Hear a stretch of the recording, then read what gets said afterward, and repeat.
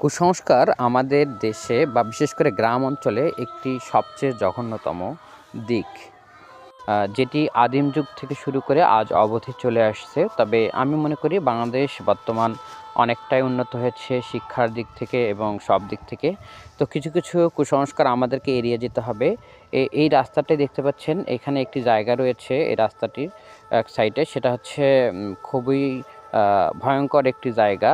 যে জায়গাটিতে গতকাল আমি দেখিয়েছিলাম যে একটি বাঁধাকপি বোঝাই ছাদ অটো পানিতে পড়ে গিয়েছিল, অনেকে বলেছে এটি সন্ন্যাসীর কাজ।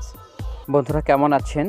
আজকে একটি আপনাদের তথ্য দেব। যে জায়গাটি আপনাদের দেখাচ্ছি এটার নাম হচ্ছে সন্ন্যাসতলা, অর্থাৎ সন্ন্যাসীদের একটা আস্তানা ছিল নাকি এই জায়গায়, জানতাম না, ছোটো থেকেই নাম শুনে আসছি সন্ন্যাসতলা এই জায়গার নাম। তো এখানে যে কুসংস্কার রয়েছে সেটি হচ্ছে, এটি ৩ রাস্তার মোড়। এইখানে যদি কেউ মাটির হাঁড়িতে করে দুধ কলা রেখে যায় রাত্রেবেলা, তাহলে সকালবেলা নাকি কোনো এক প্রেতাত্মা বা জিন ভূত কেউ বা কোনো সন্ন্যাসী এটা খেয়ে যায়। তো সচরাচর আমি বলবো কুসংস্কার, কেননা আমি এর আগেও দেখেছি এরকম ঘটনা। সাধারণত পাত্রে থাকে না, কারণ রাত্রেবেলা অনেক বিড়াল কুকুর শেয়াল বা অন্য কোনো প্রাণী এটা খেয়ে যায়। তো আপনাদের এলাকায় এরকম ঘটনা আছে কিনা অবশ্যই কিন্তু জানাবেন।